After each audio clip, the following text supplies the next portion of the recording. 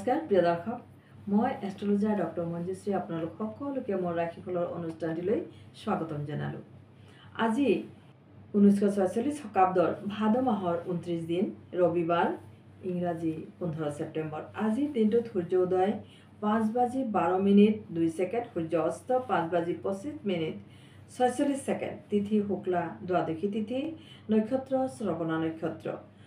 আজি যিসকল জাতক জাতিকাই জন্মগ্ৰহণ কৰিব তেওঁলোকৰ মকৰ ৰাশি শুদ্ৰবৰ্ণ, মতান্তৰে বৈশ্যবৰ্ণ, দেৱগণ কুম্ভীৰৰ অস্থি, অগ্নি যোগস্তুত্তৰী বৃহস্পতি আৰু বিংকুত্তৰী চন্দ্ৰ দশা থাকিব।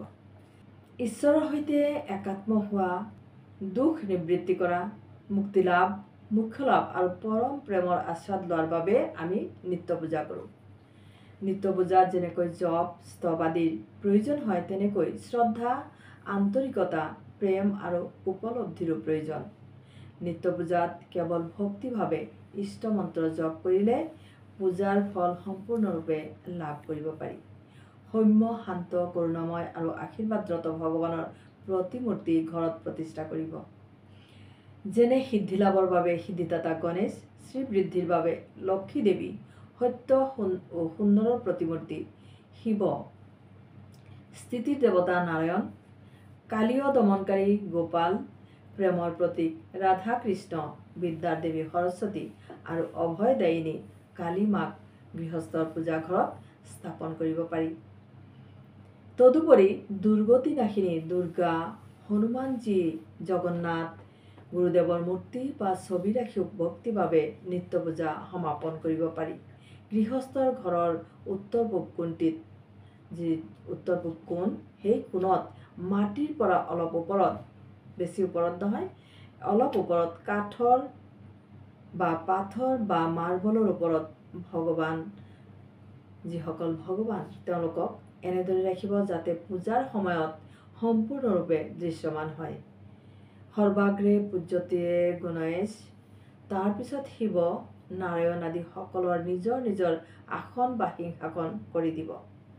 শুদ্ধ বস্ত্ৰ বা ৰঙা চালু পাতি বিগ্ৰহ ৰাখিব। শিৱলিংগ পাথৰ বা পিতলৰ পাত্ৰত ৰাখিব। শিৱলিংগ আমি য'তে ত'তে ৰাখিব নোৱাৰি, পিতলৰ পাত্ৰ বা পাথৰত ৰাখিব পাৰি। ক'লা শিৱলিংগহে, ক'লা ৰঙৰ যিটো শিৱলিংগ, সেয়া ঘৰত কেৱল স্থাপন কৰিব। বগা বা অন্য ৰঙৰ শিৱলিংগ বৰ্জন কৰিব। সৰু শিৱলিংগ বহুত বেছি ডাঙৰো হ'ব নালাগে। সন্মুখত ফুল তুলসী নৈবেদ্য দিয়াৰ ঠাই কৰি দিব। এনেদৰে নিত্য পূজা সমাপন কৰিব। সকলোৰে ঘৰত সুখ আনন্দ বিৰাজ কৰিব। এইবাৰ মেষ ৰাশিৰে আৰম্ভ কৰিছোঁ ৰাশিফল। সৰু সুৰা ভ্ৰমণ লগতে ধাৰ্মিক লোকৰ সৈতে যোগাযোগৰ সম্ভাৱনা, সন্তানৰ সুসংবাদে আনন্দ প্ৰদান কৰিব। ব্যৱসায়ী আৰু চাকৰিয়ালসকলৰ আজি শুভ দিন। আজিৰ শুভ্ৰ বৰ্ণ আৰু শুভ সংখ্যা 4 ব্যৱহাৰ কৰিব। এইবাৰ বৃষ ৰাশি, ৰহস্যজনক কাৰ্যৰ প্ৰতি প্ৰকাশ ঘটি মানহানিৰ উপক্ৰম হ'ব পাৰে। সতৰ্ক হৈ থাকিব দিনটোত। কৰ্মত কোনোবা নিম্ন শ্ৰেণীৰ লোকে উপকৃত কৰিব। আজিৰ দিনটোত ভ্ৰমণকাৰী শুভ দিন। আজি শুভ ৰং কমলা আৰু শুভ সংখ্যা 2 ব্যৱহাৰ কৰিব। এইবাৰ মিথুন ৰাশি, আত্মীয় আগমনে আনন্দ দিব। আত্মীয়ৰ শুভ সংবাদে সুখী কৰি তুলিব দিনটো।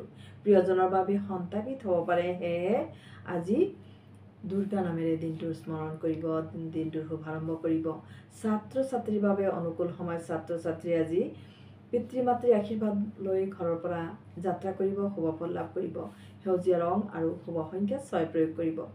এইবাৰ কৰ্কট ৰাশি, আধ্যাত্মিক কামে মনোবল বৃদ্ধি কৰিব, লগতে সম্পত্তি অথবা নতুন কামত সফলতা লাভ কৰিব। বিদ্যাৰ্থীৰ মনোবাঞ্ছা পূৰণ হ'ব। আজিৰ বাবে ব্যৱসায়ী লোকসকলৰ শুভ ফল লাভ হ'ব আৰু যথেষ্ট উন্নতিৰ সম্ভাৱনা। আজিৰ শুভ ৰং গুলপীয়া, শুভ সংখ্যা 1 প্ৰয়োগ কৰিব। এইবাৰ সিংহ ৰাশি, শাৰীৰিক শিথিলতা কিন্তু সন্তানৰ পৰা শুভ সংবাদে আনন্দ প্ৰদান কৰিব। ভ্ৰমণত সুখ আনন্দ লাভ কৰিব। প্ৰেম ভালপোৱাত শান্ত হৈ থাকিব দিনটোত। নীলা ৰঙৰ বস্ত্ৰ তথা 9 সংখ্যাৰ ব্যৱহাৰ কৰি দিনটোত সুখ আৰু সৌভাগ্য লাভ কৰক। এইবাৰ কন্যা ৰাশি, বন্ধুৰ সৈতে উগ্ৰতা বৰ্জন কৰিব।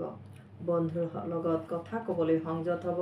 আজি নৈতিকতা ব্যৱহাৰ কৰিব সকলোৰে সৈতে মিলিত হ'ব। কৰ্মক্ষেত্ৰত শান্তি তথা অনুকূল বাতাবৰণ লাভ কৰিব। নতুন উদ্যমেৰে সৈতে কামত প্ৰবৃত্তি যোগাব। আজিৰ বাবে শুভ ৰং কমলা আৰু শুভ সংখ্যা 5 প্ৰয়োগ কৰিব। এইবাৰ তুলা ৰাশি কৰ্মত সচেষ্ট হ'ব। আইন আদালতৰ কামত সফলতা লাভ কৰিব। ছাত্ৰ ছাত্ৰীৰ দিনটো ভালেৰে পাৰ হ'ব। বিবাহ আৰু সম্পত্তিৰ শুভ যোগাযোগ থাকিব। আজিৰ বাবে শুভ ৰং হালধীয়া আৰু শুভ সংখ্যা 6 প্ৰয়োগ কৰিব। এইবাৰ বৃশ্চিক ৰাশি সন্তানক কুসংগৰ পৰা বচাই ৰাখিব। সন্তান কুসংগত পৰি মতিভ্ৰষ্ট হ'ব পাৰে, সেয়েহে সন্তানৰ প্ৰতি সুনজৰ দিব। ব্যৱসায়ৰ লগতে উচ্চপদস্থ ব্যক্তিসকলৰ ভাল দিন। আজি যিসকল চৰকাৰী চাকৰিয়াল তেওঁলোকৰো ভাল দিন। প্ৰেমত সুখবৰ প্ৰাপ্তিৰ দিন। আজিৰ বাবে শুভ ৰং কমলা আৰু শুভ সংখ্যা 9 প্ৰয়োগ কৰিব। এইবাৰ ধনুৰাশি যিসকল জাতক জাতিকা চৰকাৰী কামৰ লগত জড়িত হৈ আছে তেওঁলোকৰ যি সম্ভাৱনা আছিলে প্ৰমোশ্যন বা স্থান পৰিৱৰ্তন সেয়া আজি হয়তো আপোনাৰ সম্পূৰ্ণ হ'ব আৰু মাত্ৰ ভাই ভনীৰ সৈতে মৰম বিলাব, লগতে বন্ধু নিৰ্বাচনত সতৰ্ক হৈ থাকিব। ব্যৱসায়ত নিৰাশ ভংগ হ'ব। নীলা বস্ত্ৰ আৰু 7 সংখ্যাৰ ব্যৱসায়ে সন্তুষ্টি প্ৰদান কৰিব। আজি মকৰ ৰাশি দুৰ্গা নামেৰে পুৱাৰ শুভাৰম্ভ কৰিব। আজিৰ দিনটোত লগ বন্ধুৰ সৈতে সুস্বাস্থ্য আনন্দ আৰু সমৃদ্ধিৰ কথা পাতিব। মহিলাৰ সহায়ে উপকৃত কৰিব। কোনোবা বয়সস্থ মহিলাই আজিৰ দিনটোত আপোনাক উপকৃত কৰিব। গেৰুৱা ৰং আৰু 3 সংখ্যাই উপকৃত কৰিব আজিৰ দিনটোত। এইবাৰ কুম্ভ ৰাশি ধৰ্মীয় ভাৱ উৎপন্ন হ'ব মনত, লগতে পৰিয়ালৰ কোনোবা সদস্যৰ আৰোগ্য লাভ হ'ব। আত্মীয় বা অতিথি আগমনে আজি আনন্দ প্ৰদান কৰিব। দিনটোৰ শেষৰ ভাগত আজি হয়তো ধৰ্মস্থান বা নিকটৱৰ্তী স্থান ভ্ৰমণৰ আজি সুখী কৰি তুলিব। আজিৰ দিনটোত শুভ ৰং হালধীয়া আৰু শুভ সংখ্যা 1 প্ৰয়োগ কৰিব। এইবাৰ শেষৰ ৰাশি মীন ৰাশিৰ কথা কওঁ। শত্ৰুৱে অনিষ্ট প্ৰয়াসত ব্যৰ্থ হ'ব। আজি আপুনি আজিৰ দিনটোত শিৱ নামেৰে দিনটোৰ শুভাৰম্ভ কৰিব। আইনবিদ আৰু ৰাজনীতিৰ জনপ্ৰিয়তা লাভ কৰিব। প্ৰেমত পৰস্পৰে মিলা প্ৰীতি বৃদ্ধি কৰিব। সেউজীয়া ৰং আৰু 5 সংখ্যাই আজি সহায় কৰিব। আজি ৰাশিফল ইমানতে শেষ কৰিলোঁ। লগতে আপোনালোকৰ শুভ মংগল কামনা কৰি বিদায় ল'লোঁ। ধন্যবাদ।